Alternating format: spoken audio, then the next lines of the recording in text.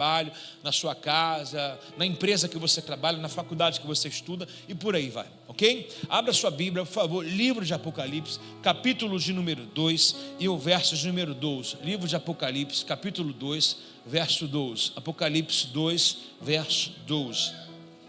O Flávio está aí, ó. Vamos lá? Os irmãos tomem nota, acompanhem aí, por favor. Vamos até de leitura até o 17.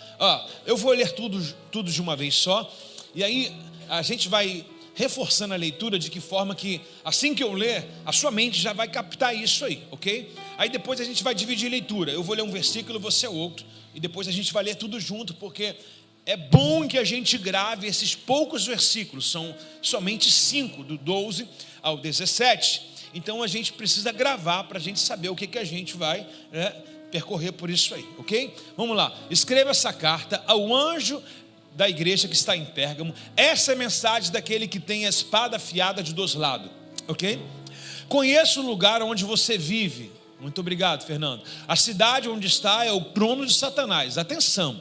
Ainda assim você permanece leal ao meu nome e recusou a negar a sua fé em mim. Até mesmo quando Antipas, minha testemunha fiel, foi morto por vocês, foi morto onde vocês vivem, o lugar da habitação de Satanás.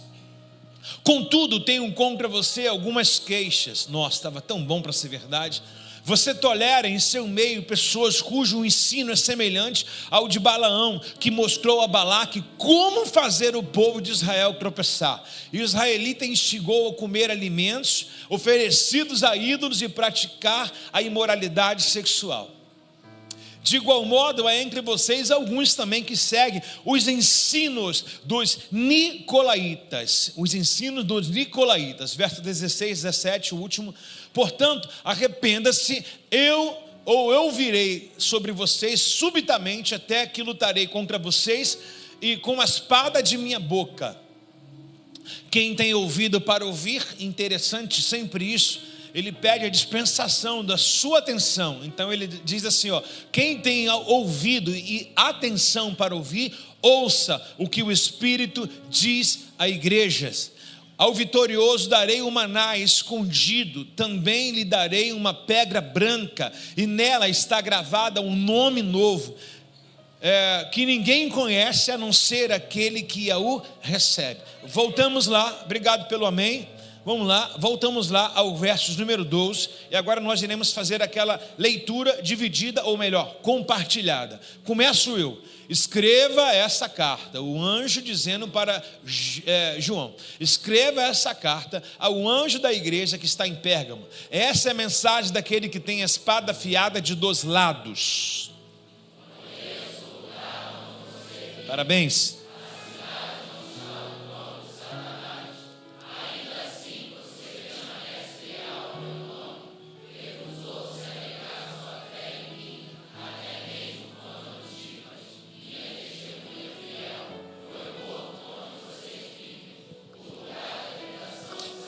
Forte isso, né? O lugar da habitação de Satanás, né? Contudo, tenho contra você uma queixa. Você tolera negocia, faz vista grossa, você tolera em meio às pessoas cujo ensino é semelhante ao de Balaão, que mostrou a Balaque como fazer o povo de Israel tropeçar. Ele o instigou a comer alimentos oferecidos a ídolos e a prática da imoralidade, ou praticar também a imoralidade sexual.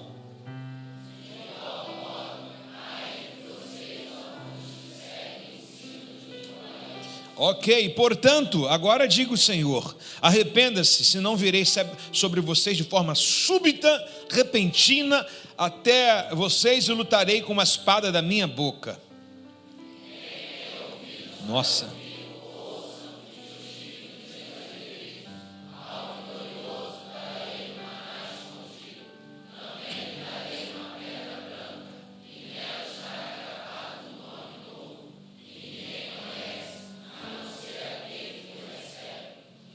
Bom, que legal. Dá uma salva de palmas ao Senhor por essa palavra. por ela só. Olha, a foto que nós estamos ali, eu e a minha esposa, a foto que nós estamos é lá em Pérgamo, tá? É lá. Essa igreja, ou essa cidade, quando nós falamos igreja, encontramos também um bairro, encontramos também uma aldeia, como é sempre mencionado, né? Jesus diz, ide de cidade em cidade, em aldeia em aldeia, qualquer lugar que vou receber, declare paz nessa casa. Então, essa cidade de Pérgamo, ela era diferenciada, porque a cidade era no cume do monte, bem acima, um lugar bem alto, bem plano, onde estava toda a cidade lá, alojava lá. Então, se levantasse uma estátua de um Deus, ela tornaria-se mais visível ainda. E a surpresa nossa em Pérgamo era que de todas as igrejas do Apocalipse não vimos nenhuma cidade com tamanha idolatria e divisão de templo, muitos deuses pagões, né? De todas elas, a pior, ou a que tem mais quantidade de deuses pagãos, era de Pérgamo. Portanto, que ele diz assim, aí está o trono de Satanás. O que é o trono de Satanás? De lá que ele rege, né? De lá que ele domina. O que é o trono? É o poder, tem autoridade aí, então, sobre toda a Ásia. É como se fosse a cabeça ali, né? Dali se distribui.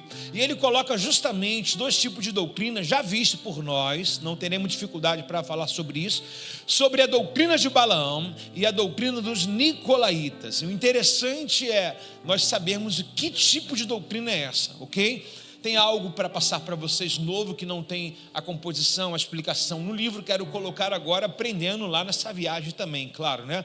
Eu quero diluir em 3 partes, porque é um texto muito curto, então nós não teremos dificuldade para isso. Por exemplo, na primeira parte, no verso 13, aí o Fernando, ele diz assim, eu conheço o lugar em que você vive. Repete comigo, o lugar em que você vive. Diga assim, Jesus sabe onde eu trabalho, aonde eu estudo, aonde eu moro, o que eu faço. Então não adianta. Quando João está preso na ilha de Pátimo, ele está preso, na verdade, para receber essa revelação. Na década de 90, João, no primeiro século, João de 80 a 85 a 90, entre esse período, ele começa a dispensar essas cartas às 7 igrejas da Ásia Menor, igrejas visitadas por todos os apóstolos, diáconos da idade do século primitivo, né? Do primeiro século. E quando João recebe essa incumbência de dispensar essa carta, João, na verdade, ele sabia, mas a profundidade do que ele está informando foi a revelação que Deus deu para ele. João tinha algumas informações, mas a profundidade ao ponto de falar assim, vocês têm isso de bom e vocês têm isso de mal. Eu vou dizer que foi a revelação, por quê? Porque João não teve uma carta como Paulo e Timóteo tiveram. Por exemplo, o que Timóteo recebe a carta de Paulo? Porque certamente Timóteo escreve para Paulo dizendo assim, estou com essa dificuldade aqui, né? Aí Paulo escreve para Timóteo, sobre essa dificuldade, faz isso. Então há uma reciprocidade ali, né? Uma pergunta e uma resposta. Agora não, João não tem informação nenhuma, também a profundidade das 7 igrejas, ok? Mas ele recebe a revelação do Espírito Santo de Deus para dizer aquilo que está no profundo. E o mais interessante é que o que nós devemos amar não são somente as coisas boas que Deus fala. Pergunta para mim, qual outro então? As repreensões. Porque a Bíblia diz que Deus, ele é como um pai, ele corrige o filho no qual ele ama.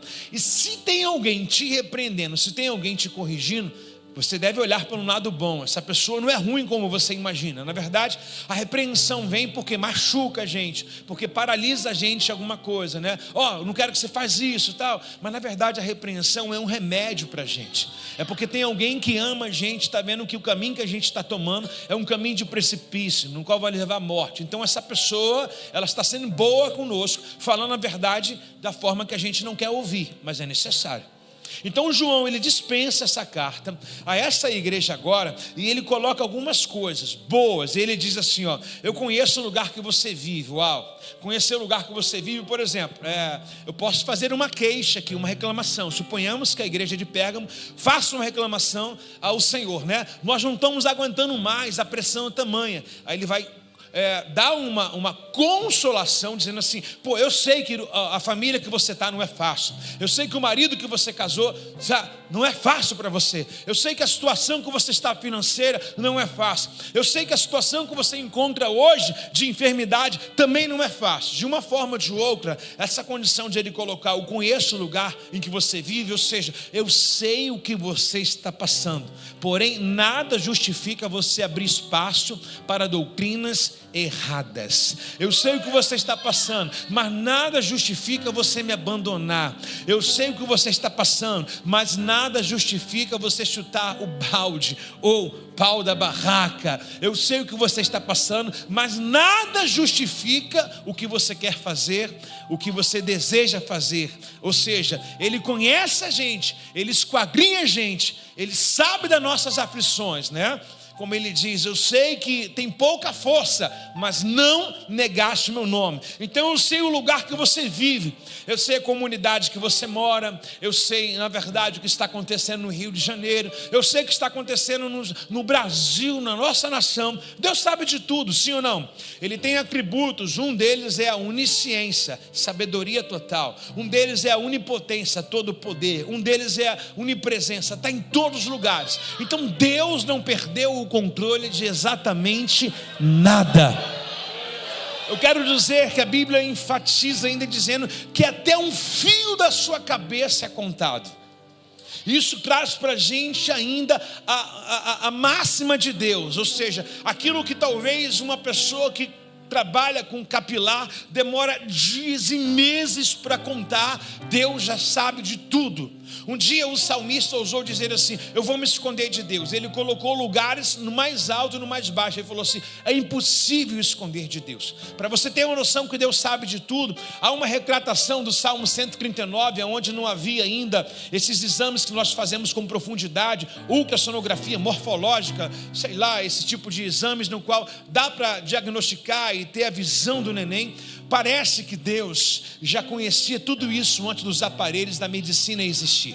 Ele diz assim: antes de eu te formar no ventre da tua mãe, eu te olhei, te escolhi, né? Os meus ossos ainda não haviam sido tecido, e tu já me sondaste, Senhor. Ou seja, aonde não havia imagem e aparelho que pudesse apurar, Deus falou assim: ó, é menino, é menina, ó, vai ter o cabelo lourinho, esse aí vai ter os olhos verdes, né? Esse aí vai ser assim, dessa forma, o outro vai ser dessa forma. Então Deus, ele sabe de tudo. Então, com a palavra que Deus tem pra gente, ele sabe o que eu estou passando, ponto. Isso já é o suficiente pra gente. Ele sabe o que eu estou passando, ele sabe o que eu estou vivendo. E pastor, então por que ele não age? Ele está agindo, só a forma de ele já ter ciência já é fabuloso. Por que ele não age? Porque não é a hora dele. Existe hora que é a sua, e existe coisas que é para você passar, e existe coisas que é para você resistir.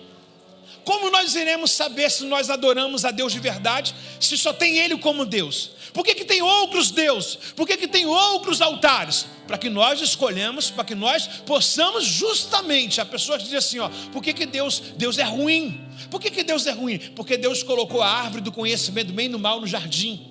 Deus poderia ter inibido a gente lá. Deus é ruim. Por que Deus é ruim? Porque Deus permitiu que a serpente fosse no jardim. Meu irmão, se não tivesse serpente no jardim, se não tivesse a árvore no jardim, se não tivesse outra opção, a gente não poderia dizer que amamos a Deus de verdade. Por quê? Amamos a Deus de verdade quando tem outras possibilidades. Nós rejeitamos as outras para escolher Ele. Quem dirá Adão no jardim do Éden dizer que ama Eva se não tem outra opção, né? Seria até cômico demais, né? O primeiro palhaço da história, Adão, né? Que piada é essa, Adão? Eu amo a Eva e mostro a minha lealdade por ela, não traio ela com ninguém. Também você não tem possibilidade. Porque o amor de Deus não é esse que prende, fala assim, ó, você pode fazer isso aqui. Eu enxergo o amor de Deus como o pai do filho pródigo. Veja bem, o pai do filho pródigo, ele diz assim, ó, aqui na minha casa é isso. Ah, mas eu quero ir lá fora, então você vai. Porque o amor não prende, ele solta. Se quiser ficar, porque ama. Entendeu? A Bíblia diz que o amor, ele é tudo, é soberano, né? O amor é amigo, é parceiro. Então não prende, solta. Então eu vejo justamente Deus testando o amor de Adão e Eva, colocando a árvore lá, dizendo assim, ó, eu estou aqui, por mim vocês comem tudo isso aqui, mas se vocês quiserem serem vocês, comam isso aqui. Então eu vejo esse amor de Deus dessa forma. Então Deus sabe aonde eu estou. Deus sabia que tinha a árvore do conhecimento do bem e do mal. Deus sabia que a serpente estava lá. Ninguém engana Deus, ninguém engana Deus. A Bíblia faz uma colocação nas cartas de Pedro, de João, não vou me lembrar, que diz assim, ó, antes da fundação do mundo. Quando você fala antes da fundação do mundo, o texto se trata de uma pré-eleição. Então ele nos escolheu. Ele nos escolheu. Você nem conhecia Deus. Você foi criado num ambiente de idolatria como essa igreja. Você foi criado num terreiro de macumba. Você foi criado numa casa cética. Você foi criado sem pai, sem mãe. Mas a Bíblia diz que antes da fundação do mundo, Ele já havia te escolhido há muito tempo. Então não venha arrumar desculpa para a sua história sofredora, porque se você for falar de sofrimento, o irmão do seu lado pode contar uma história também. Então não é só você que está sofrendo. Mas eu vou te falar uma coisa: sofrer pode ser até opcional, mas ser feliz é uma decisão. É só escolher obedecer ao Senhor. Alguém pode dar um aplauso ao Senhor aí, amados?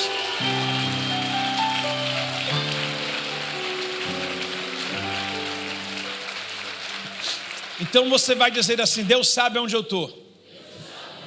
Eu vou ser mais profundo, diga assim: Deus sabe o que eu estou passando. Deus sabe do meu salário, de quanto eu ganho e de quanto eu gasto. Já transferiu o problema, já não é mais de Deus, né? Porque ganhar alguma coisa, Deus abriu a porta. Agora quanto gastar, é você mesmo. Deve estar reclamando, pô, não sobra nada. Deus está falando assim: meu filho, olha o que eu te dou. Agora como você administra é com você. Entendeu? Deus sabe a mulher que eu casei, meu filho, eu te dei ela. Agora moldar e melhorar é com vocês. Então Deus sabe aonde você vive. Repete comigo: Deus sabe o que eu estou passando. Engraçado que o texto enaltece, e ele diz assim, ó, a cidade onde está o trono de Satanás. Meu Deus do céu. Alguém conseguiria viver num condomínio onde tivesse um centro de batuque 24 horas por dia? Não, eu não vou nem mexer nessas coisas, porque não vou falar de religião dos outros, vou falar da nossa, né? Mas por exemplo aqui, ó, por exemplo, antes de comprar uma casa, há um conselho assim: antes de comprar uma casa, more de aluguel nesse lugar, para que você veja a vizinhança. Porque depois que você comprar a casa, meu irmão, já era. Já pensou, meu irmão, você tem um vizinho daquele que é um pagodeiro nato, que leva a roda de samba todo fim de semana, sexta, sábado e domingo. Aquele negócio vai ficar na tua janela, pum, pum, pum, pum, pum, pum, pum, direto. Está comigo aí, não? É ou não é um trono de Satanás? É ou não é? É ou não é, gente? Você está com medo do teu vizinho vir você falar, não? É ou não é? Já pensou você morar do lado de alguém barraqueiro, meu irmão? Barraqueiro. É um trono de Satanás. O que é o trono de Satanás, irmão? O trono de Satanás não é apenas um tridente, não, um diabo ali. É tudo que rouba a sua paz, irmãos. Tudo que rouba a sua paz. Só que ele está dizendo assim: eu sei o lugar que você vive, a cidade onde está o trono de Satanás. Irmãos, é o trono, não é a cadeira, é o trono. O trono é onde rege para tudo e para todos. Então ele dá uma descritiva tamanha a relevância do que ele sabe. Eu sei que o trono de Satanás está aí, porém, vírgula, você permanece leal ao meu, sem desculpa, tá? Sem desculpa. Sei do que está passando, eu sei que Satanás está aí, mas você permanece leal ao meu nome. Alguém se identifica com isso? Por favor, levante sua mão. Alguém se identifica? Identifica com o quê? Com o trono de Satanás? Não tem lá não? Vai dizer que é fácil ser cristão aí. Vai dizer que é fácil você entrar no trabalho amanhã, você consegue orar, consegue cantar louvor? Não, tem trono de Satanás lá também. Mas o interessante é que mesmo essa diversidade do trono de Satanás, o interessante é que o texto também não deixa de destacar você. Eles são ele, mas você não pode deixar de ser você. O que eu tenho que ser? Leal e fiel ao Senhor. Alguém dá um glória a Deus nessa manhã. Recusou negar a sua fé em mim, até mesmo quando Antipas, você vê que tem um mártir na história. Antipas, minha testemunha fiel, foi morto. Onde vocês vivem, o lugar da habitação de Satanás. Alguém dizimou esse cristão. Mesmo alguém morrendo, alguém falou assim: não, a gente não vai retroceder. Mesmo alguém pagando com a própria vida, os demais irmãos que estavam lá, cristãos da igreja primitiva de Pérgamo, não desistiram, mesmo alguém morrendo. Como eu falei aqui na vigília, afinal de contas, quem teve na vigília? Pô, quem não levantou a mão deve estar muito sem graça. Quem teve na vigília, por favor? Gente, que noite, que noite. Pô, tô sozinho aqui? Obrigado, irmã. Hã? Que noite. Vocês viram a colocação que nós fizemos aqui de Atos 12? Quando a igreja orava, Tiago foi morto, mas o Pedro teve a fuga, né? O interessante é que a igreja primitiva, as pessoas morriam e ninguém paralisava na fé. Ah, Deus, por que tu levou o fulano? Não, eles arrumavam energia. E nós tivemos um entendimento na vigília aqui, que o Tiago, na verdade, trouxe um fervor para a igreja orar. Gente, o Tiago já morreu, vamos orar para que outros não morram. Engraçado hoje que tem um morrendo, todo mundo morrendo junto. Engraçado demais. Igual aqui, Antipas, agora morreu um servo da igreja primitiva, e eles estão lá. Não vamos negociar, gente, não vamos negociar. Morreu no Senhor, partiu no Senhor. Então a igreja de Pérgamo era uma forte influência pagã. Uma forte influência pagã. Ou seja, pensa você ter uma igreja num lugar onde o paganismo é florescido. Paganismo, não sei se você sabe, mas é idolatria, tá? Pagão, deuses pagãos, é onde você tem várias metáforas de Deus, no qual eles são ativados devido à sexualidade, né? Devido à bebida, à violência, à pornografia, a altares, a orações, a rezas para eles. Então, eles foram elogiados por manter a sua fé em meio a esses desafios e essas perseguições. Bom, a igreja de Pérgamo está dando um banho na gente, sim ou não? Sim ou não, gente? Eles são fiel, meu irmão, num clone de Satanás. Tem gente que está tomando coices de gafanhotos, dizendo, ai, está muito ruim para mim. Você não sabe o que é problema, irmãos. Não, na verdade não é você. Nós não sabemos o que é problema. Quando a gente lê essas cartas aqui, fala, gente, a minha fé está muito além do que eles tiveram aqui. E nós dizemos assim, ou usamos as nossas bocas e corações para apregoar uma palavra, para dizer que nós somos cristãos sem essas práticas de perseverança. Sem essas práticas no qual fizeram eles adquirir a coroa da vida eterna. E a gente está perdendo. Eles não tinham opção. A diferença da igreja primitiva é que eles não eram opcionais. Eles não tinham opção de desistência. Com eles era ou fé, ou vai, ou vai. Eles não se consultavam, se eu estou fraco, estou forte, se eu quero, não tinha opção para eles.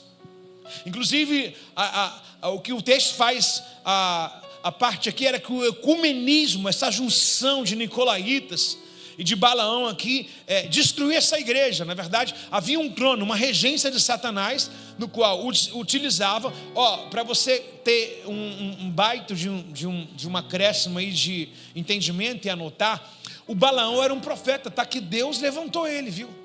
Até um profeta que Deus levantou, a gente tem que abrir os olhos com ele. Os nicolaítas, já vou adiantar um pouquinho, os nicolaítas, há uma colocação não assertiva, em que em Atos dos Apóstolos, pelo menos é onde aparece o nome dele, né? Não tem outra subcolocação, não sei essa aí. Os nicolaítas, não sei se você lembra que em Atos dos Apóstolos, capítulo 6, é feita a nomeação do diácono da igreja primitiva, e um deles é Nicolau. E esse Nicolau era um diácono, um diácono se transformou em um diabo. Trouxe uma introdução de uma sensualidade, um liberalismo na igreja. Então essa igreja é uma igreja sofredora. Anota aí, Pérgamo também era famosa pelo seu grande complexo de centro de cura. Não sei se alguém trabalha na medicina aqui, por favor. Alguém é médico, enfermeiro, enfermeira, técnico de enfermagem? Alguém aqui? Levanta a mão, por favor. Qual é o símbolo da medicina? Uma serpente. Quem falou? E olha que nem é médico, os médicos estão de plantão, estão dormindo, viu? A serpente, já viu a serpente brilhando assim? Uma espada, se eu não me engano, né? Não é isso, né? A serpente justamente é uma cultura grega implantada também na Ásia. Ou seja, era chamado Deus Asclépio. Esse Deus Asclépio também, além de Zeus, tá? além dessas doutrinas que nós já passamos aqui, esse deus Asclépio também tinha o templo dele lá. Quero que você imagine um alto do morro da montanha. Aí tem um altar ao deus Zeus, que é o maior, 300 metros de altura, né? Imagine, né? Um Cristo Redentor no Rio de Janeiro, para todo mundo ver assim. E tem um deus Asclépio também, que era o deus da medicina.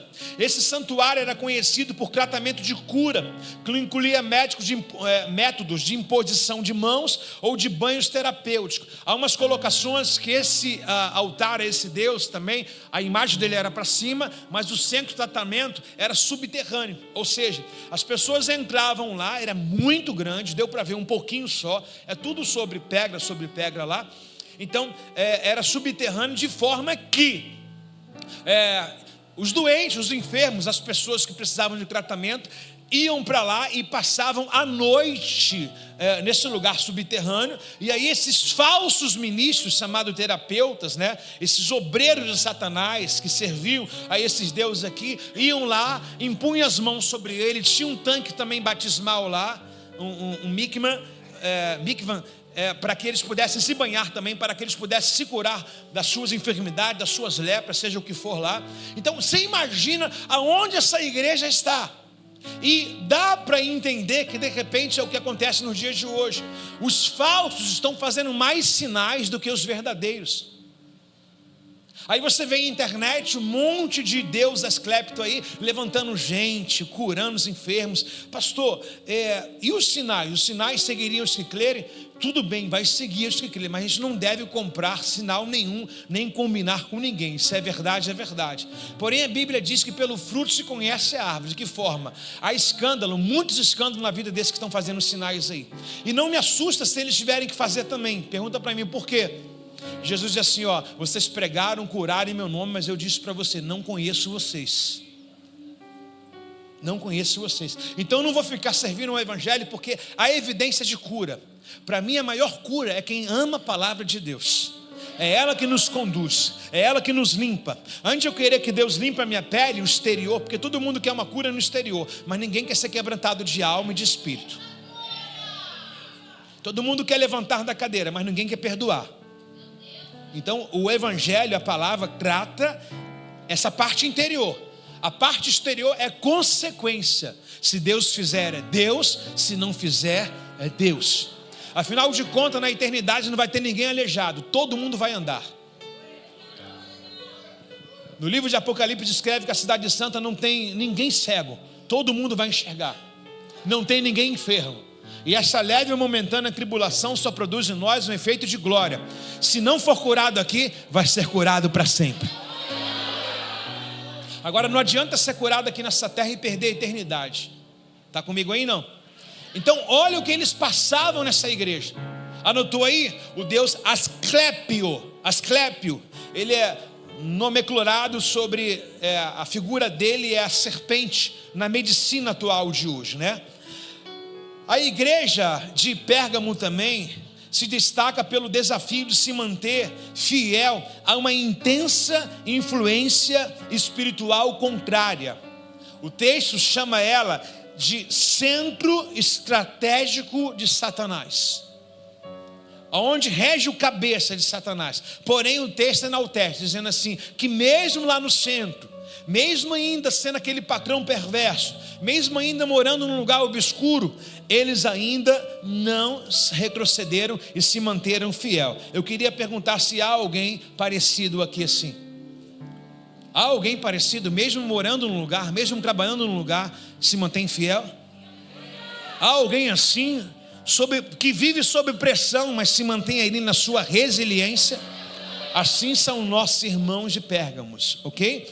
Agora, ela também tem o outro Deus. Para você ver o trono de Satanás, talvez a palavra trono de Satanás está mais colocada sobre essa forma aqui no qual vocês vão agora ouvir, né? Existe um altar lá chamado Zeus, senão ele é um dos maiores, tanto Zeus quanto Hermes. Ele também é descrito no livro de Timóteo, quando Paulo e Barnabé vão pregar em Atos 14, e eles levantam aquele homem aleijado, a cidade de Listra, e eles levantam aquele homem, e os homens daquele lugar vêm querendo endeusar eles, dizendo assim: os deuses Zeus e Hermes vieram nos visitar. Então esse deus Zeus é uma nomenclatura talvez a mais respeitada quando nós falamos de idolatria dos gregos, tá? E a cultura aqui é grega. Então esse deus Zeus, as pessoas, os templos, a cidade também eram vistas em cima do monte, e além de ser em cima do monte, a estátua desse deus Zeus, segundo os arqueólogos,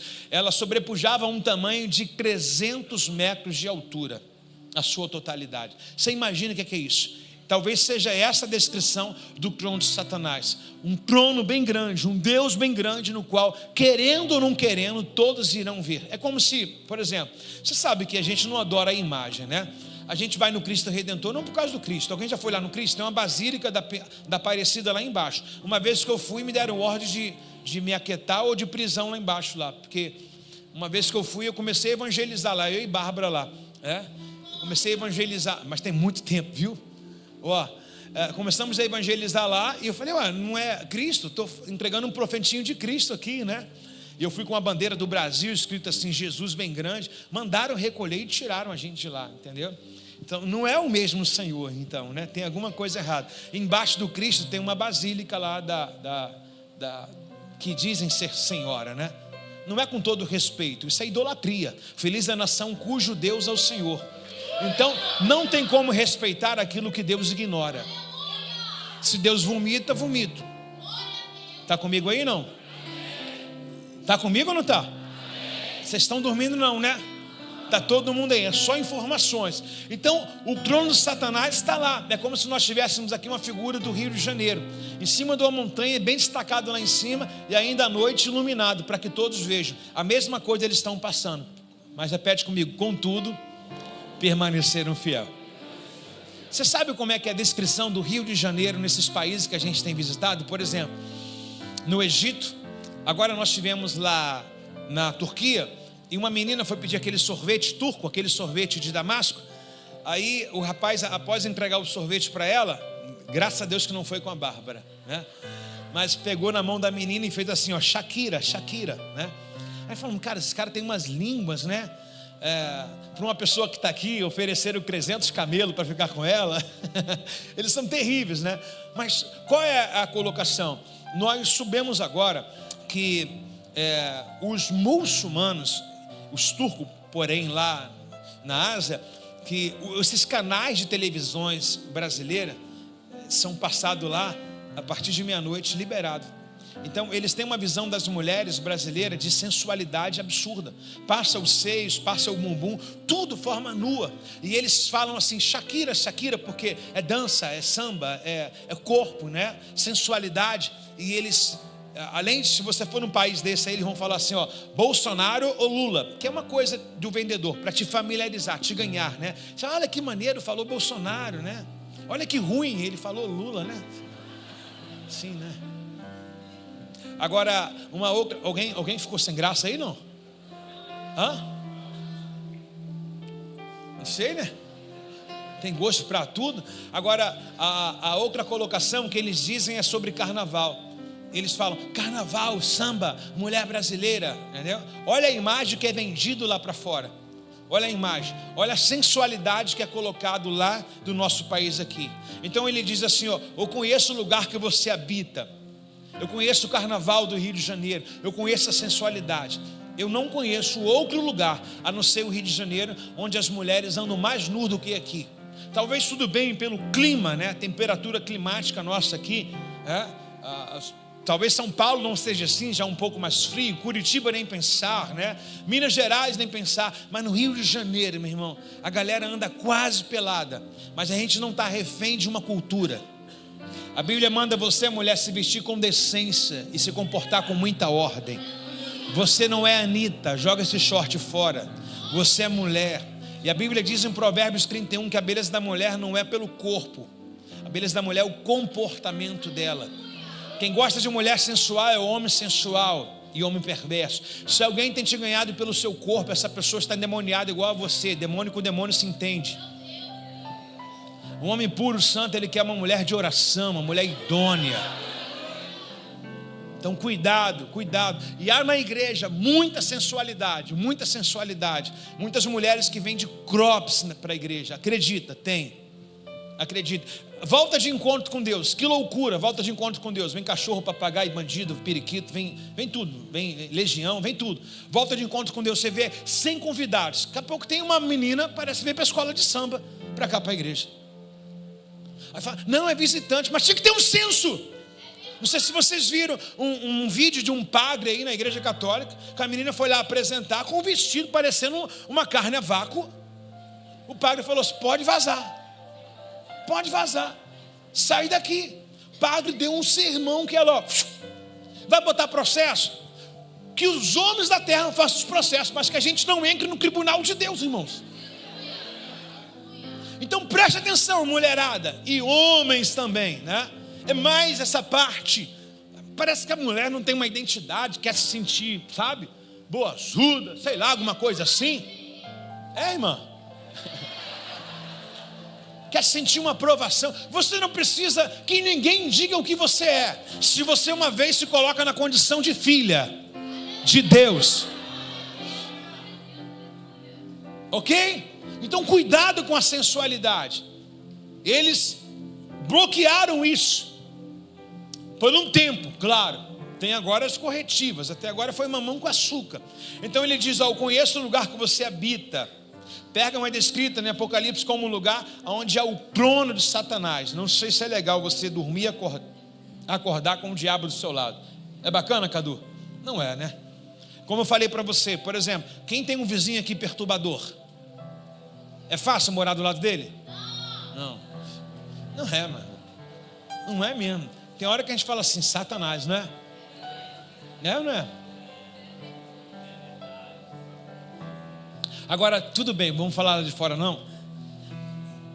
Eu digo pra gente assim, aqui, é fácil viver com um crente que não obedece a palavra? É a mesma coisa, gente. A você que está num nível com Deus de santidade, você fica irritado. A mesma irritação que você tem de um vizinho que não obedece a Deus, a gente tem de vocês que não obedecem a palavra. É a mesma coisa. De repente lá tem um trono de Satanás e vamos caminhar. Contudo, agora vem a parte boa, que é aquela que Deus vai corrigir a gente, Márcio, por favor. Vamos lá, verso 14, os irmãos, por favor, verso 14. Contudo, tenho contra você algumas queixas, tudo no plural, uau.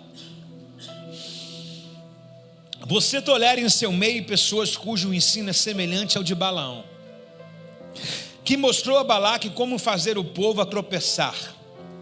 Ele o instigou a comer alimentos oferecidos a ídolos e praticar a imoralidade sexual. Preste atenção. Essa semana alguém me perguntou, semana passada ou retrasada, um tempo desse aí, não tem muito tempo, pastor, eu vi aqui, não achei nada de Balaão aqui tropeçar, porque justamente a história de Números 21, 22, 23 é muito legal, e ali parece que há uma obediência de Balaão a Deus.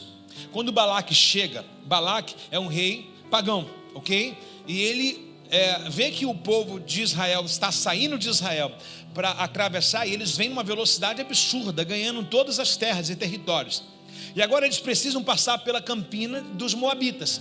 E eles estão passando, e só que Balaque está em cima, o rei dos Moabitas, está em cima da montanha dizendo, eles são como uma nuvem de camelos, se eles vierem para cá, não vai sobrar nada para a gente. O que eles fizeram? Foram lá e chamaram Balaão. Balaão, Balaque quer que você vá lá, porque ele tem um trabalho para você. E aí mandou o pagamento, tudo para ele. Era um profeta que trabalhava por ganância, por dinheiro. Aqueles que pregam por dinheiro, aqueles que louvam por dinheiro, aqueles que fazem tudo por dinheiro, se não tiver na ponta não vai. Não é somente os pregadores não, são todos aqueles que são só interesseiros. Essa semana eu ouvi uma frase que eu quero dividir com vocês, se assim vocês permitem. Querem ouvir? Trabalhe com o que você gosta, que estará de férias o ano inteiro. Trabalhe com o que você ama, que você estará de férias o ano inteiro. Acabei de chegar aqui com um jovem aqui, ele está aqui, o Rafael Vege. Eu falei com ele sobre a colocação dele, ele passou pelo militarismo, tem que escolher agora uma área para trabalhar, tal. Já nomeei ele, tá? É ele. E eu falei, por que você escolheu esse lugar lá? Porque paga mais. Eu tenho trazido a essa igreja uma colocação: não vá para outro país por causa de dinheiro.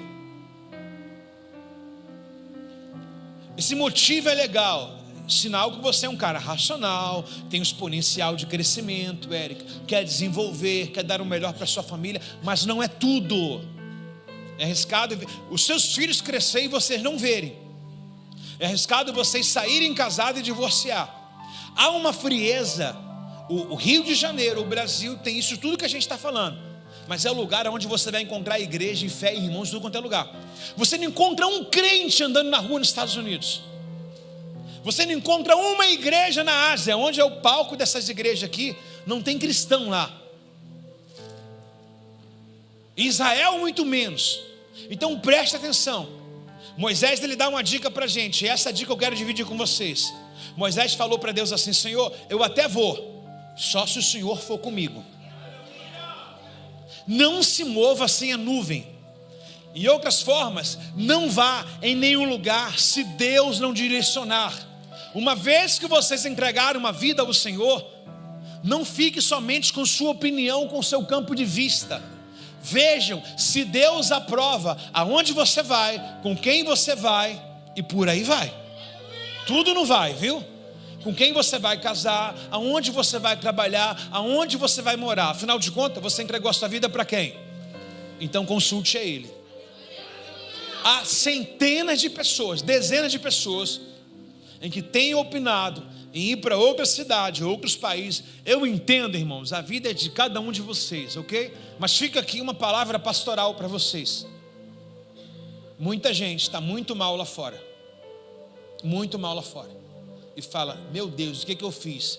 E alguns não voltam porque precisam manter uma postura de uma bandeira de um país, de uma bandeira de uma cidade e de um status. Cuidado. Cuidado. Fica aqui, se não o melhor conselho dessa manhã para vocês. Que tem muita gente olhando assim, ó: não, eu vou crescer de vida lá fora. Se Deus é Deus na sua vida, se é para romper, aonde colocado Abraão, Abraão rompeu, porque Abraão tinha promessa. Então, eu posso até acreditar no lugar que ele condiciona, mas eu acredito mais na pessoa.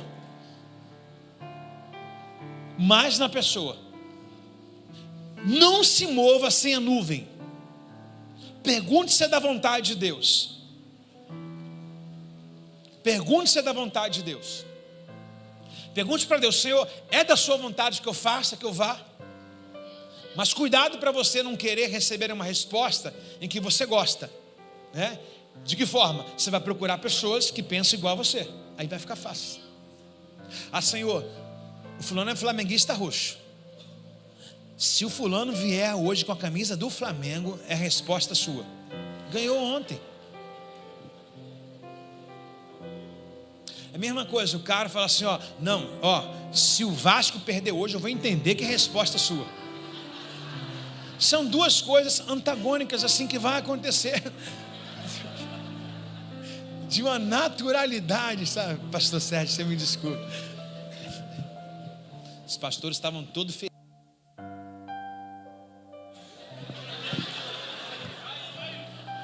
Mexer com Vasco, tudo cai, tudo quebra, é? Meu Deus do céu, cara. Ah, é você aí, Serginho? Só pode ser. Tu virou vascaíno, Serginho? Não? Tu me mutou aqui, não? Então, foi um negócio mesmo aqui, né?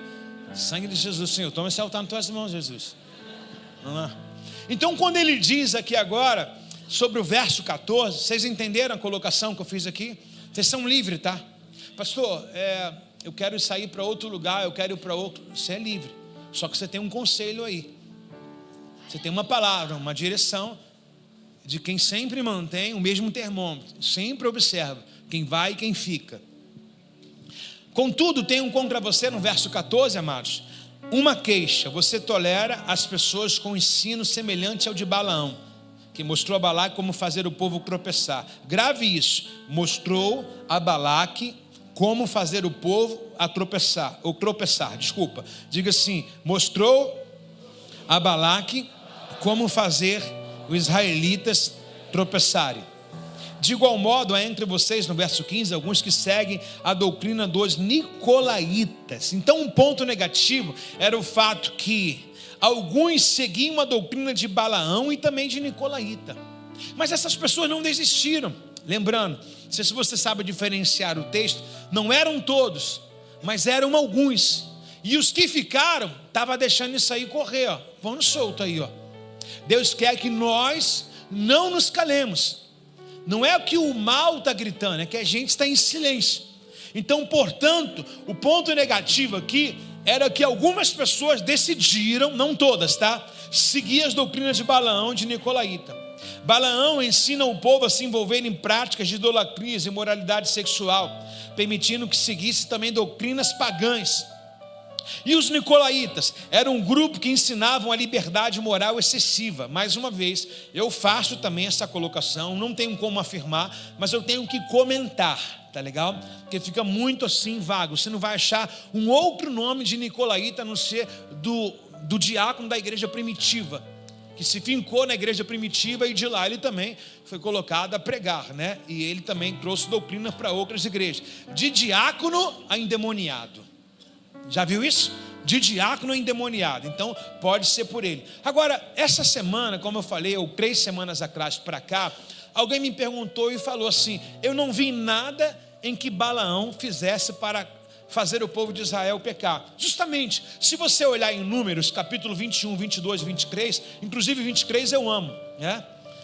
Deus não é homem para mentir, nem filho do homem para se arrepender. Números 23, 19. Esse texto que nós usamos de forma laica, onde nós queremos aplicar, justamente, ele está assim, ó. Vou falar o contexto, depois eu vou fechar com ele, tá legal? O Balaque, ele viu o povo de Israel querendo invadir as suas terras, era a próxima terra para passar para Canaã. Eles estavam a caminho da terra prometida, e de repente esse rei pagão, ok? Ele viu-se afugentado, ele viu na verdade ameaçado. O que ele fez? Vou contratar um profeta. Quem era o profeta que ele sabia que tinha poder de abençoar e amaldiçoar? Ou seja, ele era um feiticeiro e um profeta, abençoava e também amaldiçoava. Era Balaão, e ele contrata Balaão. Aí Balaão fala para ele assim, ó, vou ficar aqui e tal, não sei o que. Mas Deus falou com ele assim, ó, não faz nada, né? Aí ele insistiu, porque o Balaque endossou. O preço era ele colocou um preço muito maior. Aí o Balaão tomou o coração e foi. Eu já vejo uma rebeldia ali. Ele já foi. Aí nessa que ele foi, tem aquela tipologia da mula. Ele ajunta a mula dele, faz a cela todinha, senta na mula, e a mula é encurralada pelo anjo. Quem já ouviu isso aqui em 22? Números 22. A mula é encurralada pelo anjo, ao ponto de a mula falar e ele nem percebe. A mula nunca falou. Ela falou, cara, não está vendo que tem um anjo na frente? Aí ele vai e comunica isso aí, né? Aí começa essa forma suscetível de ele falar assim, ó, eu não posso amaldiçoar a quem Deus abençoou. Ao ponto que dá para entender no capítulo 23 e 22, que ele tentou, ele subiu alto do monte e ele estendeu a mão para falar, mas ele não conseguiu amaldiçoar. O texto diz que Deus colocou palavras na boca dele. Aí portanto que o Balaque fica assustado e fala, não, mas não era para falar isso. É como se ele dissesse assim, se eu amaldiçoar Israel, que eu também seja amaldiçoado. Então ele não conseguiu. E eu quero dizer para você uma notícia boa. Pergunta qual? O inimigo não vai conseguir espraguejar a sua vida. Ele vai tentar te amaldiçoar, mas a ordem de Deus é abençoar. Aí você pode aplicar o Números 23, 19. Deus não é filho do homem para mentir. Se Deus falou que ia levar Israel para Canaã, essa é a melhor aplicação de todas. Ele vai levar. Se Deus falou que vai te abençoar, Ele vai te abençoar. Queira Balaque ou não, queira Balaão se corromper ou não, ninguém pode amaldiçoar quem Deus resolveu abençoar. Se tem alguém aí nessa manhã, expressa uma adoração ao Senhor com seus aplausos e seu glória.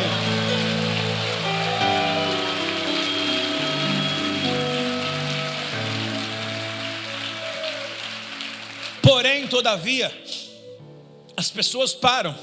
Elas param na história e não continuam. Balaque ainda tem um comentário. Aí eu quero colocar com você. Anote no seu caderno que Números 22, 23, 21, 22, 23 é a história de Balaque. Mas para muitos acabam aí, desiste.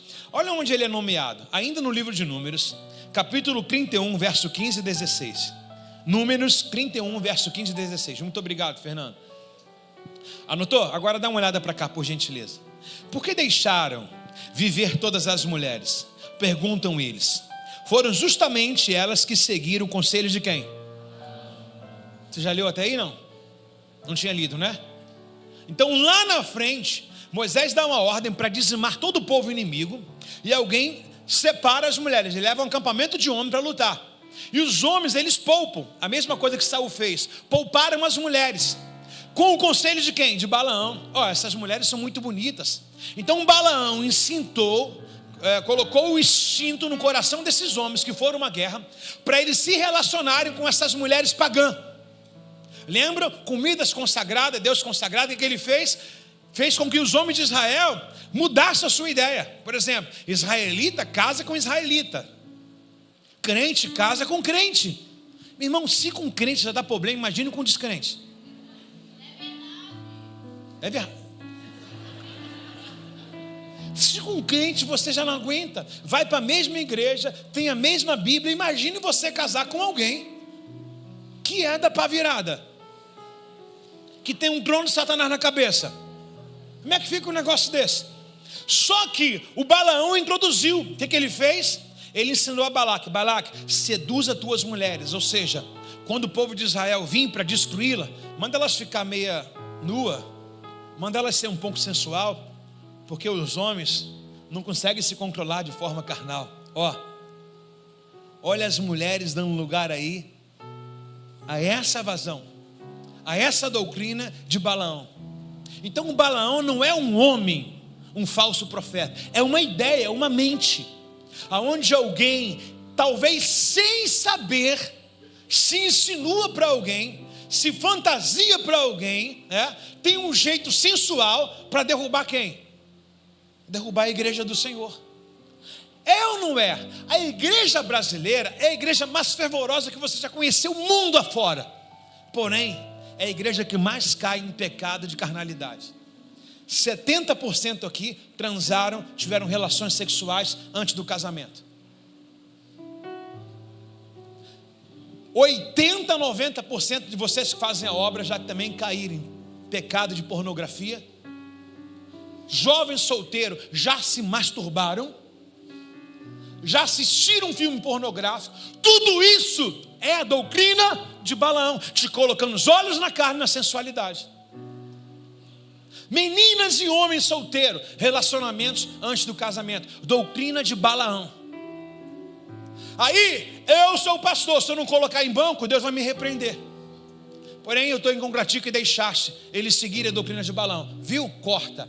Aí tem um monte de pessoas lambendo a ferida do outro. Porque o pastor tirou o outro. Porque tem doutrina de Balaão no meio. Tem sensualidade. Não consegue viver uma vida de santidade. Sempre dá lugar à carne. Sempre dá lugar à carne. Sempre. E aí você tem que ter uma postura, um punho muito forte. Senão, seremos a próxima Pérgamo. A próxima Pérgamo. Então o Balaão, ele não amaldiçoou, mas ele chegou no ouvido de Balaque e falou: Balaque, esses homens não aguentam ver uma saia curta. Manda as mulheres se insinuarem, as mulheres pagãs. Aí entrou o misticismo, aí entrou os deuses. Entendeu aqui não? Aí entrou os deuses aqui. E os nicolaítas?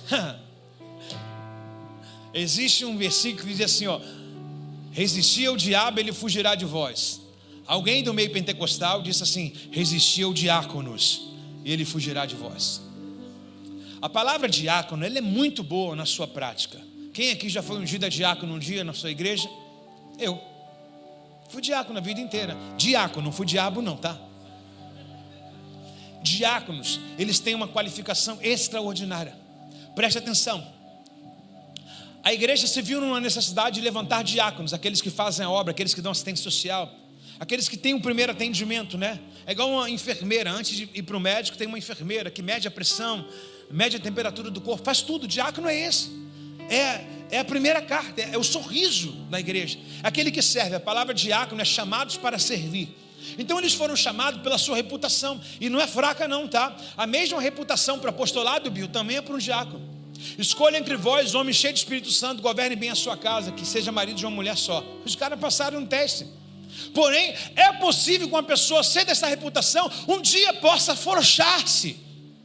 No caso desse Nicolau, o Nicolau teve um crivo assertivo para ele ser chamado de diácono, absurdo. Passou num funil, na boca do funil, para ele ser chamado de diácono, legal. Mas irmãos, quem está de pé, vigie para que não caia. Não quer dizer que hoje você esteja cheio do Espírito Santo, que amanhã você não dê a vazão à carnalidade. A Bíblia diz: sede santo como Ele é. E a Bíblia manda a gente permanecer em santidade. A Bíblia sempre aponta para o final: a quem vencer, dar-lhe-ei a coroa da vida, ao que permanecer. Então a Bíblia sempre aponta para o futuro. Se você está muito bem hoje, não é uma garantia, não. Não se apoia nisso, não. Eu estou muito bem, não preciso vir para o culto porque estou abastecido. Faça isso não, irmãos. Faça isso não. Se redima. Olha o conselho que eu dei agora para a menina. Eu estava lá em cima, terminando algumas colocações dessa ministração. Eu falei assim: gente, o louvor está diferente hoje. E eu estava curioso. Falei assim: de quem é essa voz? Eu não reconheci a voz da Laís. Quando eu cheguei ali, a primeira coisa que eu fiz assim: filho, me dá licença. É a Laís? Não que ela cante mal, mas tinha algo hoje. Sobre os levitas, nós oramos na vigília dos levitas, a gente sabe o que aconteceu, a gente sabe, mas tinha algo hoje. Falei: minha filha, o seu louvor estava tocando ao céu hoje, mas faz o seguinte, dobra o joelho ali, antes de receber aplauso, cumprimento de alguém, dá para Deus, bota o joelhinho no chão e entrega para Deus. Então a garantia de começar bem não quer dizer que você vai terminar bem, não, filho. Hoje você está casado, e amanhã? Então nós devemos demonstrar uma dependência absurda de Deus em tudo e para tudo. Tem alguém comigo aí, não? Então os nicolaítas agora também, junto com os de Balaão, eles incitavam essas pessoas. Olha só, o Balaão era a introdução da sensualidade. Todo mundo entendeu aí, não? Ele não conseguiu amaldiçoar, mas falou assim: eu não consigo amaldiçoar, mas eu posso dar um conselho. Misericórdia. O que tem de gente dando conselho errado na igreja. E o pior, pergunta para mim o quê? As pessoas não ouvem o pastor, mas ouvem outra pessoa. É como eu falei ali para esse jovem, eu falei assim: cara, você parou para falar com o pastor, né, de manhã, e dá ruim, né, mano? Porque se fala com o outro, se fala com um jovem empolgado, caraca, vai! Aí o pastor, aquele que, senta aí, vamos centrar aqui. E as pessoas que elas não querem ouvir conselho, esses que trazem confronto. E também uma forma de pensar, onde você pode abrir outro pensamento, né? A gente quer ouvir o quê? Quem está empolgado igual a gente. Não é melhor ouvir quem está empolgado? O cara está empolgado junto comigo, o cara quer a mesma coisa que eu. Eu sou um espelho para ele, só vou receber tapinha nas costas. Agora, o pai, que é o pai, senta aqui. Deixa eu te falar um negócio. A melhor opção de vida é você conversar com alguém que já viveu aquilo que você está iniciando. Porque essa pessoa, ela não vai guardar o lado ruim, ela vai falar do lado bom e do lado ruim. Porque não tem sete. A rebote é perfeita. Não é, irmãos, não é. Olha para quem está do seu lado e fala: não é mesmo. Não é, não adianta falar que a gente, essa igreja, não é, irmão, olha quem está do seu lado, é só você se observar. Agora olhe para você que você vai piorar mais ainda o negócio. É uma realidade. Está comigo aí, não? Então esse grupo de nicolaítas, eles participavam assim. Essa aqui eu gostei. Os nicolaítas, repete comigo, nicolaítas. Eles iam para Lapa no sábado à noite e para o domingo de manhã para o culto. Os nicolaítas iam para a festinha da faculdade, que só tem bagunça, e de noite estava no culto. Os nicolaítas eram o seguinte: eles eram uma junção, chamada de uma única palavra: sincretismo. É junção, sincretismo religioso. Então eles se moviam entre os cultos pagãos, entre os pagodes da vida, se fosse o mundo de hoje, as festas pagãs, as culturas. Ir para o carnaval não tinha nada a ver, embora que fosse uma questão de trabalho, mas não tinha nada a ver. O trono de Satanás está lá, mas não tinha nada a ver, porque é uma opção, é dinheiro que me chama. Ou ir para o retiro de carnaval. Então, se fosse hoje, que é hoje, nós estaríamos condenados. Por quê? Porque há uma pluralidade entre o nosso meio. Por exemplo, bebê não tem nada a ver, música secular não tem nada a ver. Nicolaítas, mas não deixava de estar no culto da igreja de Pérgamo. O texto aponta para eles no culto. Eu tenho contra você, pastor da igreja de Pérgamo, que deixou os nicolaítas aí sem receberem uma repreensão. Por quê? Porque eles acabaram de vir para a orgia, e eles estão contaminando a igreja, andar nos caminhos deles também. E uma vez que nós não repreendemos esse tal tipo de pessoas, a gente mostra para todo mundo que eles também não serão repreendidos. Então os nicolaítas de hoje, fumar não tem nada a ver, ver uma festa pagã não tem nada a ver, dia do São Jorge, comer uma feijoada não tem nada a ver, dia 12 de outubro, comer um doce não tem nada a ver. São eles, os nicolaítas, que vive aqui, mas vive lá. Não é genuíno, não tem pedigree, não tem só um Deus na sua vida. Finge atrás, talvez pelo sentimento de culpa, né? Pelo menos estou me esforçando. Se esforçar não significa que você vai ser salvo. O que vai significar que você ser salvo é se você for santo como Ele é. Então o esforço em santidade é nulo. Esforço em santidade é nulo. Mas eu estou me esforçando, pelo menos eu estou vindo. Está perdendo é tempo. O que eu faço? Dá teu jeito, corre atrás do teu prejuízo. Estes são os nicolaítas. Servem a Deus, tomam da Santa Ceia, mas também comem comida consagrada.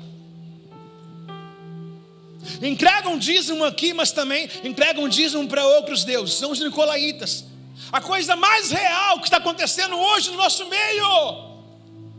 E não é aqui, é a igreja. Apesar de eu elogiar a igreja brasileira, porque quantidade de igreja, quantidade de cristão, porém quantidade não é uma qualidade. Pastor, mas é melhor uma igreja do que um bar. Ok, também concordo, é minha opinião. Melhor uma igreja do que um bar. Mas a igreja precisa ser sal. A igreja precisa ser luz. Então não adianta mais uma igreja. Eu concordo, mais uma igreja, mas é uma igreja de relevância. A igreja, quando ela chega, ela tem que mudar a geografia dela. Esse trono de Satanás tem que sair. Primeiro, para o trono de Satanás sair, você precisa começar a tirar as influências do seu lado. Não adianta resolver lá fora se você não tem punho para resolver aqui dentro. Então não adianta querer mudar o carnaval se o carnaval vem para cá. Não adianta querer, meu irmão, não ir para Sapucaí se a televisão na escola de samba está ligado com aqueles bumbum batendo lá e você fica olhando aquelas coisas. Não adianta.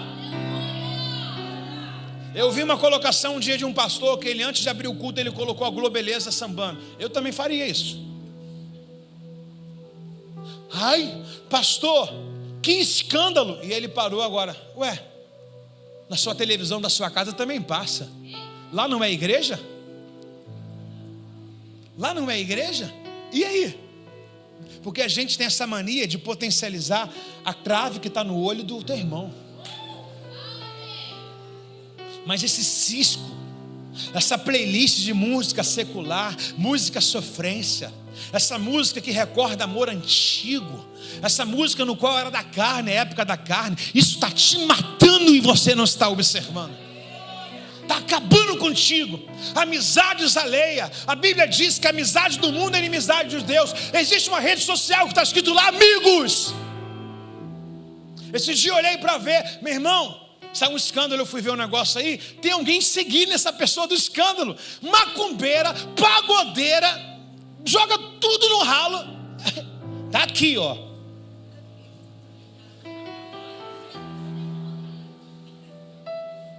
Se não sabe usar uma rede social,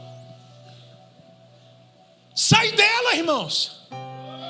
Pastor, mas a rede social só para crente? Pensei que era uma extensão da igreja, a sua vida na rede social. Mas vai lá, é o pagode não sei das quantas, é a influência não sei das quantas. Tua vida não rompe. Não adianta. E não vem falar que eu sou religioso não, porque a amizade do mundo é inimizade para com Deus. Deus sabe quem você aperta o desejo para seguir. Se você está seguindo é porque tem alguma coisa que te atrai, irmão. Para com isso, irmão. Tem alguma coisa que te atrai, alguma coisa ainda morde os teus lábiozinhos ainda. Isso é anzol de Satanás, irmãos. Anzol de Satanás. Lembra aqui qual era o conselho de Moisés? Crente casa com crente, crente segue crente, crente seguindo o ímpio do passinho.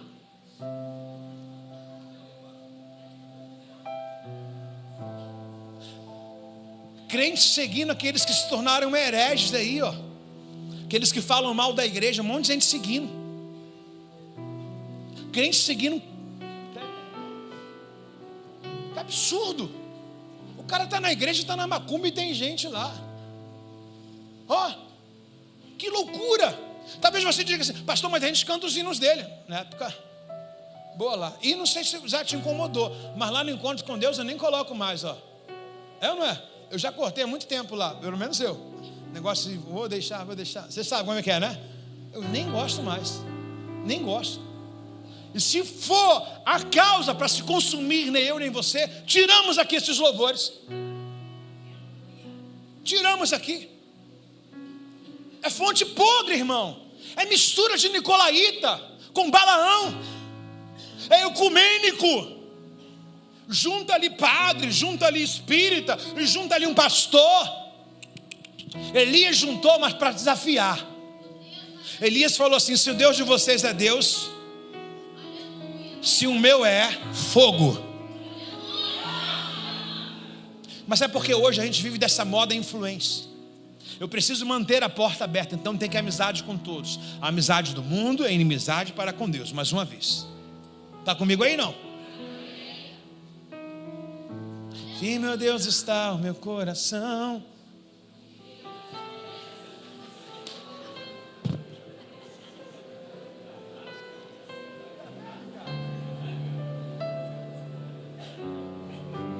Que loucura.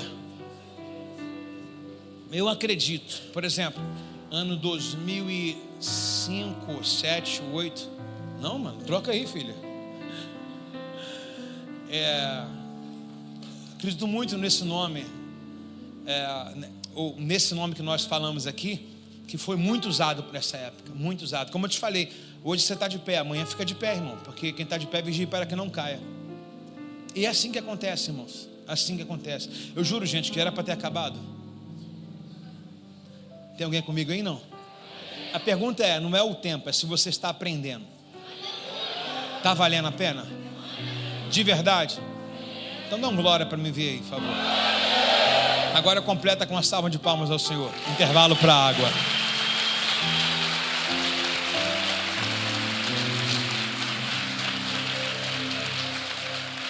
Eu quero destacar, não vou ler tudo porque vou tomar muito tempo, mas eu quero destacar umas coisas para você ver o que a gente passou e faz sentido.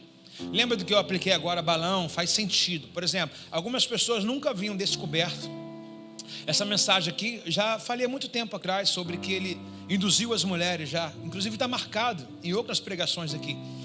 E alguém me perguntou essa semana, não sei se você lembra de 2 Timóteo. Põe aí, Fernando, por favor, Fernandão. Fernandão é bom, né? Se fosse Ricardão, né? 2 Timóteo 3:1. Olha só, nunca houve uma aplicação e, mediante a isso, esse fato também de Timóteo está aplicado à repreensão aos nicolaítas também, ok? Vejam bem, saiba que nos últimos dias haverá um tempo muito difícil, porque as pessoas amarão a si mesmo o dinheiro e serão arrogantes, orgulhosos, zombarão de Deus, desobedecerão seus pais, serão ingratos e profanos. Vejam bem, a palavra que eu quero destacar aqui, ó, desobedecerão seus pais. Me diz aqui, quando uma jovem quer arder em desejo imundo, o que é a primeira coisa que ela faz? Desobedece os pais, desonra os pais. Meu corpo, minhas regras, é mudança de sexo para aqui e para lá. Por quê? Doutrina dos nicolaítas. Não vou dizer que está só impregnada na faculdade, não. Está no nosso meio também. Doutrina da sensualidade. Então o que a doutrina dos nicolaítas faz? Você quebrar o princípio da sua casa, desonrando seu pai e sua mãe, fazendo com que você perca a sua identidade. Identidade como filha, como filho, identidade como servo, como serva, identidade como gente, e por aí vai. Serão profanos, trairão uns aos outros, no verso 4. Serão religiosos, importante no verso 5, serão religiosos apenas na aparência. Religiosos apenas na aparência. Lembra que eu falei que diferente de Balaão, o que Balaão fez? Fala comigo assim: Balaão soprou uma ideia, Israel acolheu. Agora diga, nicolaíta estava presente. Terrível isso, né? Os nicolaítas não estavam presentes. Então quando você vê aqui, ó, serão religiosos apenas na aparência, eram eles. No culto estavam de mão erguida, mas na noite anterior tomou escol, bebeu vinho, transou, fumou, fez tudo. Mas aqui deu uma de religioso. Sou crente, vem na frente, entrega dízimo, faz oferta, faz tudo. Esse é o problema. Nunca esqueça isso. Balaão, ó, falou aos ouvidos: eu não posso amaldiçoar porque Deus não deixou, mas vem para cá, faz isso, isso e isso. A ideia dele veio. Agora os nicolaítas não, estavam na célula. Vê Jesus. Estavam no departamento da igreja, mas se descobrir já viu. Eu queria voltar ao tempo da igreja primitiva. O problema são os processos. O tempo da igreja primitiva é: se teu irmão pecar, vai até ele e corrige. Se ele não se arrepender, leva testemunha. E o que a gente mais faz? Fulano, já falei 3 vezes contigo. E se ele não resolver com testemunha, nomeia ele na igreja. Fala, ó, o irmão que está todo mundo aí, ó, puxando o saco dele, lambendo as feridas dele, esse irmão aí já caiu 1 vez, 2 vezes, 3 vezes, está disseminando a célula, está disseminando a igreja. Poderíamos voltar para essa época, irmão, mas não pode, porque é cheio de não me toque. Mas aí, as pessoas querem ouvir, mas eu não posso falar o que ele fez. Aí ele fica aí, todo mundo com pena dele, todo mundo com pena. Ah lá, o fulano, coitado, né? Pastor é ruim. Aí fica com uma ideia agora de Balaão. Qual é a ideia de Balaão? Sai daqui, você tem ministério, vai embora. Começa a ouvir. Se a gente pudesse falar tudo. Eu sei o que vocês fizeram no verão passado. Muito mais do que eu. Você não tem noção. Essa semana Deus me deu um sonho. Que eu falei, cara, e nítido com a pessoa. Que eu falei, cara, é isso mesmo que está acontecendo com ela. Mas você chega e para e pergunta, ela, não, está tudo bem, mas Deus me deu nitidamente. Mas nítido ela, todinha ela. Aí você chega e pergunta, não, está tudo bem. Escondem. Complicado demais, não? Acho que há uma covardia muito cruel entre um pastor e um psicólogo. Que lá todo mundo abre o berreiro, mas aqui todo mundo esconde. Por quê? Porque lá não tem cargo. Lá não tem ministério. É complicado, não é covardia, né? Lá ninguém te tira do louvor, ninguém te tira da escala, lá ninguém te tira do ministério infantil, mas aqui. Então você vive pelo cargo, pelo título. É complicado demais, é uma covardia. Covardia demais. Posso terminar? O interessante do verso 6, só tem 2 pessoas, o resto pode ir embora, elas ficam comigo, por favor. O verso 6, eu não sei o quanto você ama a palavra de Deus, mas isso aqui dá trabalho, tá? Procurar isso aqui, viu? Eu estou numa agenda com a minha esposa, que o primeiro dia que eu dormi na minha cama foi ontem, irmã. Graças a Deus, aleluia. Sua pastora está operada, está agora vendo a gente, manda um beijo para ela, está na sala. Essa semana nós alugamos aquela mesa pós-operatório, aquela cadeira, agora está no controle remoto, assim, ó. Aí eu durmo no sofá do lado dela, e ela mexe na cadeira, e me acorda, eu falo, Jesus, Senhor, Deus tem poder, Senhor, aleluia. Toda hora, amor, faz uma massagem aqui no meu pé, uma massagem aqui, aproveita esses argumentos, tudinho, né? Glória a Deus. Você mandou um beijo para ela ou não? Não vi não. Tá certo. Olha só, entre tais pessoas, há aqueles que se infiltram em casas alheias e conquistam a confiança em mulheres, repete comigo, vulnerável. O que é uma pessoa vulnerável? Eles aqui, esses chamados nicolaítas, eles procuravam as pessoas no qual eles tinham margem. Porque olha só, uma pessoa fraca não vai procurar uma pessoa forte, eu já falei isso, vou repetir. Uma pessoa que peca, ela não vai procurar um líder dela, ela vai procurar alguém que entenda ela.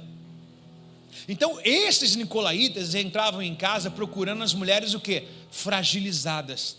O que o diabo quer na igreja? Alguém descontente, alguém insatisfeito. O que o nicolaíta quer? Alguém assim fragilizado dessa forma, de ser injustiçado. É esse que eles procuram. Eles vão procurar quem está forte. Então eles vão procurar pessoas vulneráveis. Amados, de verdade, de tudo que eu falei esse ano inteiro, se tem alguma coisa que eu vejo piamente na igreja, é essa questão dos nicolaítas. Gente brigando, comprando barulho de quem não tem que comprar. Vocês deviam aprender uma coisa, pergunte para mim qual? Nem Paulo, nem Apolo. Então esses nicolaítas são sagazes demais. Por quê? Porque eles procuravam pessoas que tinham sido fragilizadas em algum momento, penalizadas em algum momento. Por exemplo, fulano foi penalizado. Por quê? Porque o fulano saiu, o fulano, ninguém entendeu ele. Então todo mundo tem uma história. Aquilo que eu já te falei para você, conta uma história triste, quem está do teu lado vai contar outra. Então você não está sozinho. Então os nicolaítas, eles são espertos, meu filho. O que eles fazem? Pessoas fragilizadas. Fragilizadas, os adjetivos delas são pessoas que foram talvez penalizadas, machucadas, permitiram-se também ser machucadas, né? Pessoas no qual estão no momento vulnerável da vida dela, no momento vulnerável de observação, um momento de banco, alguma coisa. E quem vai chegar? Os nicolaítas. Aí é o perigo, irmão. É o perigo. Eu não sei qual é a fragilidade que a Eva estava para a serpente ganhar o coração dela, mas tinha alguma fragilidade, e a Bíblia sempre vai mostrar isso. Por exemplo, Esaú tinha uma fragilidade. Qual era? Fome. Também em contrapartida, Jesus tinha uma fragilidade. Qual era? Fome, não se rendeu. José também tinha uma fragilidade. Qual era? Era um jovem, cheio de hormônio, mas não se rendeu. Então, meu irmão, frágil todos nós seremos, mas agora dar ouvida é opção sua. Está comigo aí não? Então nós precisamos aprender. Essa palavra aqui, outra coisa, repete comigo assim: a idolatria se destrói com adoração. Mais alto: idolatria se destrói com adoração. Quem era a idolatria? A doutrina de Balaão. Levantavam altares a deuses pagãos. Agora, a feitiçaria se destrói com santidade. Por que nós estamos em jejum? Não sei se você já terminou o seu jejum, mas só termina para a gente no final do mês, tá? Dia 31. Nós colocamos 40 dias de jejum na nossa igreja. Como é que você acaba com uma carnalidade, a sensualidade? Santidade.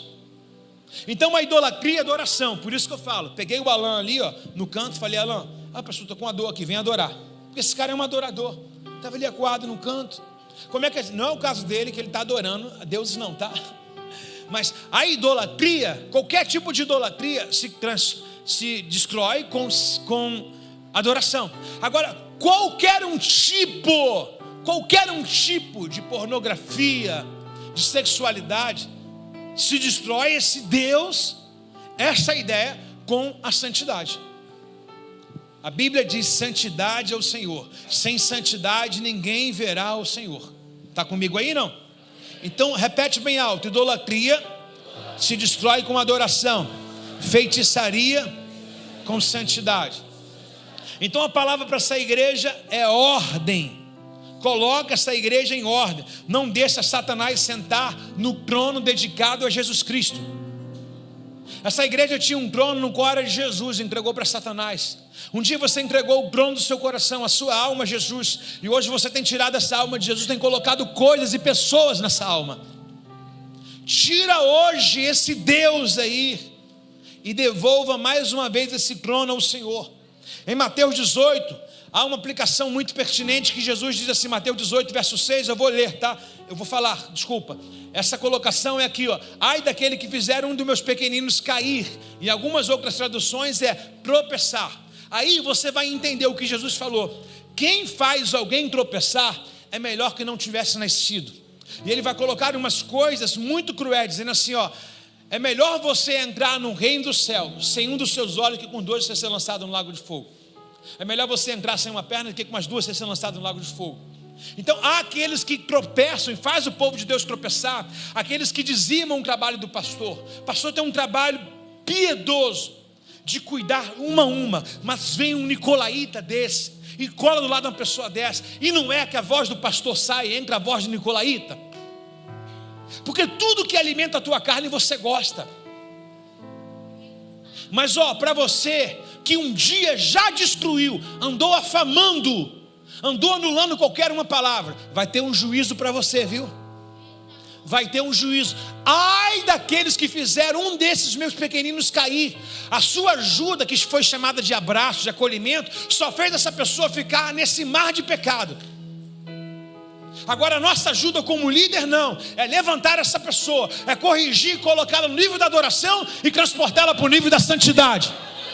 A ajuda que você oferece não torna ninguém santo. Agora a nossa não, através da palavra, ainda que doa, mas nós prestamos a essa pessoa aquilo que Deus quer: adoração e santidade, santidade e adoração, adoração e santidade, santidade e adoração. Tem alguém comigo aí?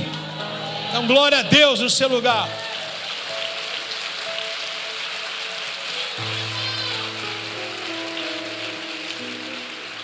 Nosso último trechinho, se vocês me permitem, vamos lá. Verso 17, e a gente fecha. Verso 17, por favor. Verso 17. Vamos lá?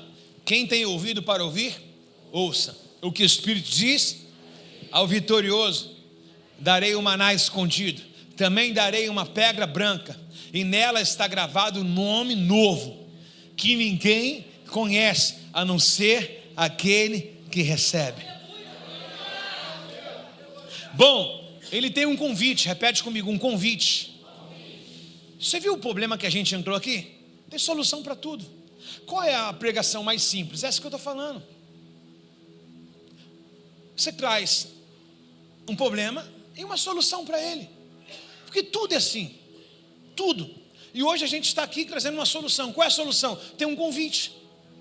O convite, ele vai te estimular. E esse convite, ele tem como colocar você com esse alvo. Por exemplo, o convite é um convite para você comer o maná. Jesus, ele sempre fala de uma linguagem coloquial, adaptativa, o que eles entendem. Para você entender, por exemplo, esses deuses pagões, esses sacerdotes falsos, nicolaítas, Balaão, tudo, eles faziam uma festa. E o convite dessa festa era uma pedra com o nome dessa pessoa.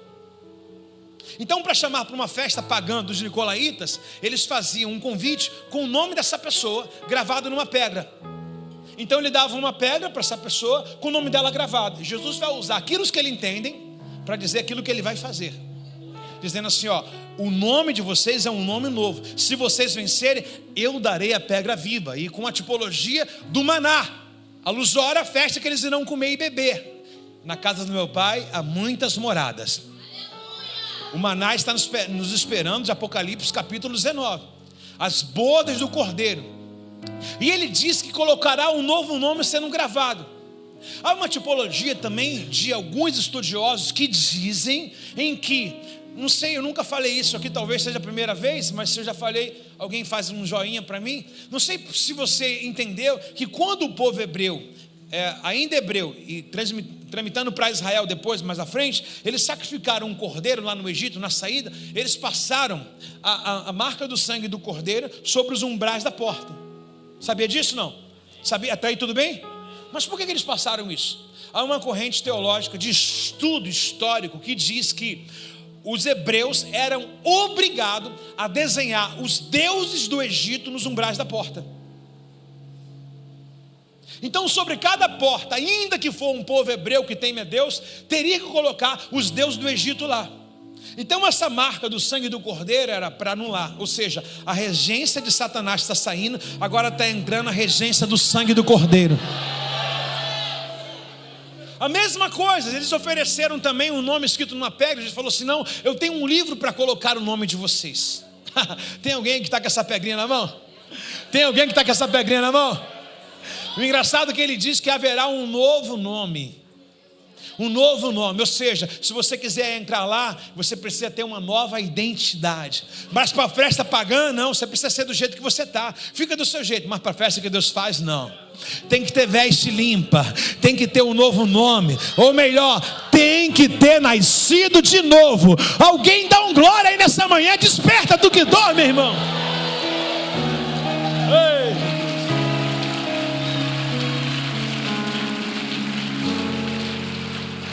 Agora, existe uma colocação que a epístola de Pedro, ou carta, nos remete aqui, em 1 Pedro, capítulo 1, verso 14 ao 16. Dá uma olhada aqui, versículo lindo, por favor, e aí nós terminamos. Vamos lá. 1 Pedro 1, capítulo 14 ao 16.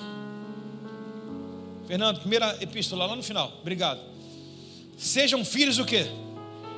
O que os nicolaítas fazem? Vocês distorcerem os ensinamentos dos seus pais, sim ou não? É ou não é? Os nicolaítas fazem com que você desaprenda tudo que os teus pais ensinaram na sua casa. Ou seja, você fala, caraca, meu pai me ensina a ser assim, mas na faculdade todo mundo é livre, todo mundo... Eles têm uma falsa aparência que está tudo muito feliz, mas não está. Então sejam filhos obedientes. Volte ao seu antigo modo de viver, quando faziam os seus desejos. Não voltem ao seu antigo modo de viver, quando satisfaziam os próprios desejos e viviam na ignorância. Há um pedido, há uma aclamação, há um alerta em que a carta remete para a gente dizendo assim, ó, volte a ser obediente, não faça o que vocês estão fazendo agora, sejam filhos obedientes. E agora, de que forma? Agora, porém, sejam santos. Qual o pedido número 1 da carta? Santidade. Quem quer ver a Deus? Santidade. A palavra santo significa kadosh. Kadosh significa separado. Você não é comum mais. Você não é. Você não pode, Timóteo, 2 Timóteo 3,14, Timóteo, eles podem, tu não. Então não adianta você fazer o que todo mundo faz e você dizer que é crente, não tem como. Na verdade, o que vai dizer que você é crente? São milhares de pessoas na Babilônia, todo mundo dança a roda de Nabucodonosor, todo mundo dobra o joelho perante o símbolo da estátua, mas você fica ereto, fica de pé. Todo mundo se rende e você não. Ou você escolhe qual time que você quer jogar. Se é da santidade, custa caro, mas vai valer a pena, porque tem um nome novo, tem um maná eterno. Você vai estar com Deus. Agora, se você quer ter o mesmo nome, a mesma pedrinha que todo mundo, você não vai ser cristão. Não adianta fingir que está na igreja. Para com esse fingimento. Decida hoje, ou é ou não é. Não tem como. Então agora, porém, vocês sejam santos. Em quê? Em tudo. Sem corrupção no trabalho, sem palavrão dentro de casa, sem pensamentos duplos. Santidade ao Senhor é aqui e lá. Então o santo em tudo é qualquer opinião da sua vida, você precisa saber se o Senhor aprova. E se tem santidade nisso, não muda. Paulo vai dizer assim em Filipenses 4,8: demais, irmãos, tudo que é puro, tudo que é amável, tudo que tem louvor, tudo que tem virtude, nisso pensai. Paulo coloca um filtro nas coisas. Não tem como eu chegar a esse nível, aonde a igreja está no pré-arrebatamento, e eu continuar com uma unha do dedo suja. Santidade ao Senhor, de um fio da cabeça, do cabelo até a unha do pé. Santidade ao Senhor, forma de falar santa, forma de pensar santa, forma de olhar santa, forma de caminhar santa. Aonde você toca, aonde você vê, aonde você fala, aonde você vive, santo, independente do trono de Satanás. Ei!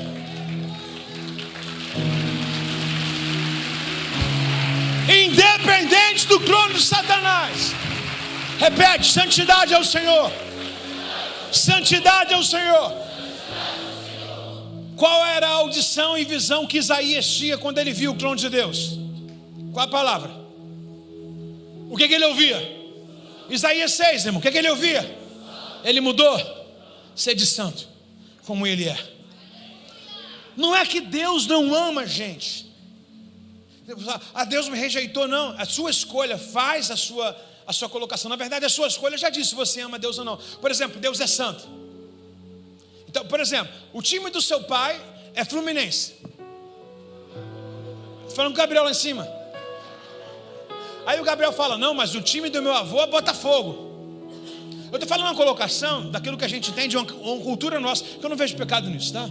Por exemplo, aí o Gabriel tem o pai dele para seguir na vida dele. Eu sou o pai dele, eu sou o mentor. Eu sou o direcionador da vida dele. Se fosse aqui numa colocação entre Deus e o ser humano, eu sou Deus para ele, é ser humano. Você está entendendo? Não é nenhum tipo de idolatria, eu estou colocando uma colocação.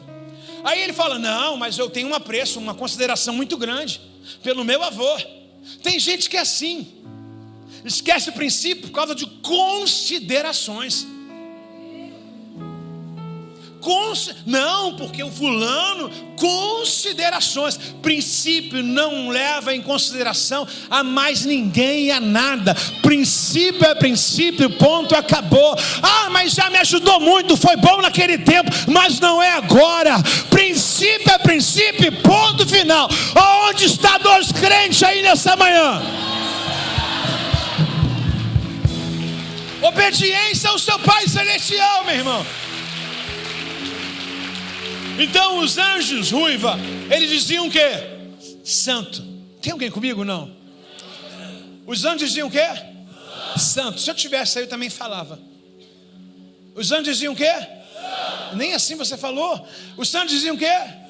Os santos diziam o quê? Os santos diziam o quê? E a igreja diz o quê? Os anjos e a igreja.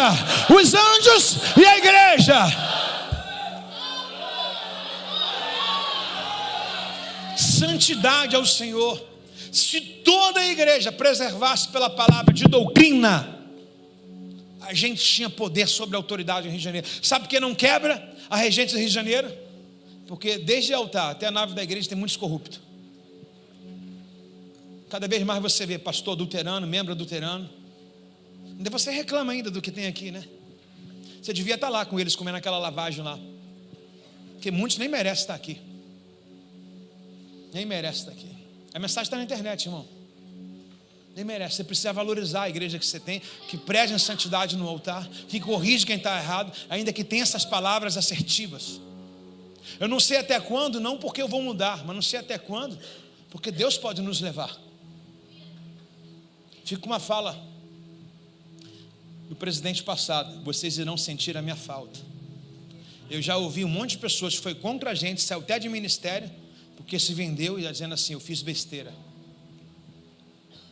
É igual o filho que fala: quero sair de casa, quero sair de casa, quero sair de casa. Aí quando sai fala: sentindo falta da casa do meu pai. Comia, bebia, descansava.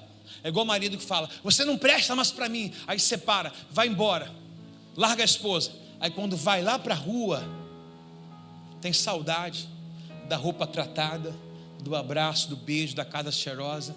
Aí começa a dar valor àquilo que tinha, mas não enxergava. Recado para essa igreja do Senhor: não valorize, ou não deixe de valorizar aquilo que você tem quando você perder. Sede santo. Sede santo. Recado do Senhor para essa igreja: não deixe de valorizar o que você tem quando você perder. O que não seja necessário você perder para que você valorize. Sejam santos em tudo que fizerem, como o Senhor é santo. E Uxa, Deus me chamou de que forma? Santo. Verso 16, por favor, e último. Pois as escrituras dizem: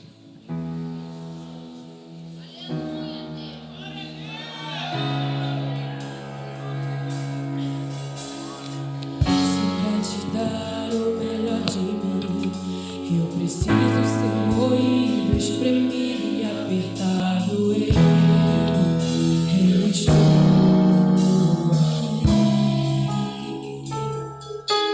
aqui, sempre te dar o melhor de mim. Aí, só um minutinho, rapidinho, tu vai voltar.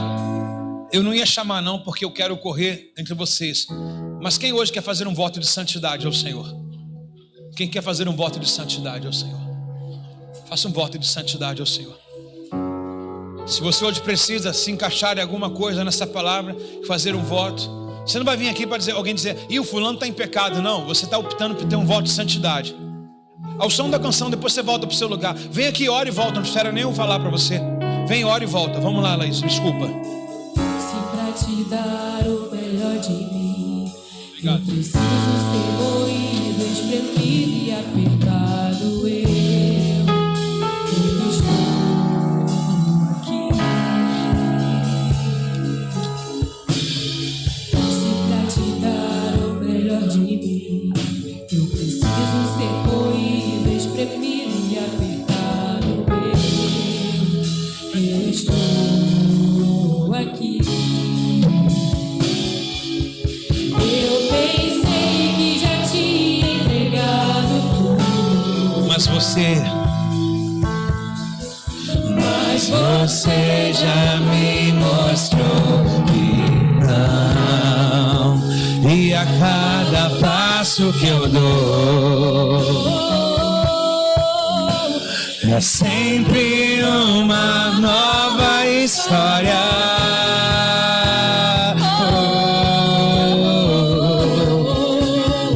eu abro mão de tudo. Faça essa oração.